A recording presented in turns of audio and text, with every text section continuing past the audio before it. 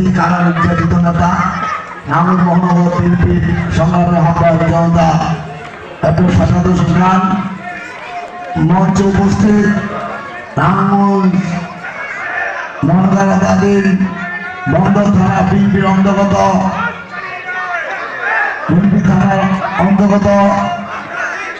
বন্দর থানা বিএনপির সংগ্রামী সভাপতি ছাত্র দলের সভাপতি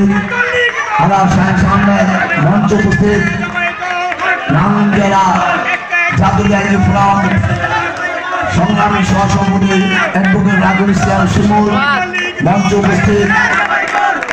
ওয়ার্ড বিএনপির সাধারণ সম্পাদক হিরা সর্দার, 16 ওয়ার্ড বিএনপির সাধারণ সম্পাদক মাহবুব হোসেন, 18 ওয়ার্ড বিএনপির সাধারণ সম্পাদক আরিফ হোসেন,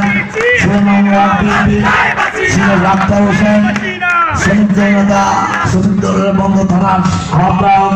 লিটন সদস্য গরিবুল্লাহ, যুবদল নেতা আমির হোসেন, নিয়াজ মিটু, ছাত্র নেতা ফাইন সব আমার সম্মুখ উপস্থিত এই অত্র এলাকার মুরব্বী এবং মা বোনেরা এবং পর্দার মা বোনেরা, আমি সর্বপ্রথমে আপনাদেরকে নাঙ্গল মহানগর বিএনপি থেকে এই ধৈর্য সহকারে আমাদের বক্তব্য শোনার জন্য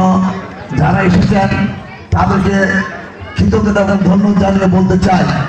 আজকে আপনারা দেখেছেন যে বিএনপির উদ্যোগে আমরুল ইসলাম মুকুল এবং রুহুল আমিন যে কর্মঠ বিতরণ অনুষ্ঠান আয়োজন করছে, এই অনুষ্ঠানটি হলো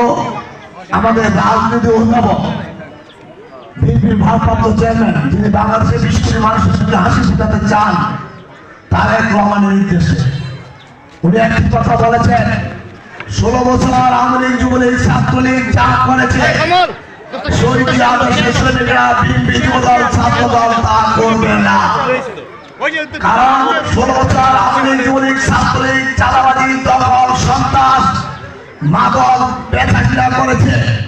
বিএনপির লোকেরা সন্ত্রাস প্রতিরোধ করবে, চাঁদাবাজি প্রতিরোধ করবে,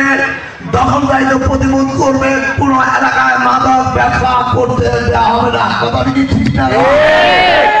তারেক রহমান বলেছে বিএনপি যখন এই ক্ষমতা আসে তখন বিএনপি বাংলাদেশের মানুষের মুখে হাসি ফুটাতে চায়, স্বনির্ভর বাংলাদেশ করতে চায়, দ্রব্যমূল্যের ঊর্ধ্বগতি কয় সীমা আওতায় রাখতে চায়। আর আওয়ামী লীগ যখন এই ক্ষমতা এসেছে তখন এই গণতন্ত্র হত্যা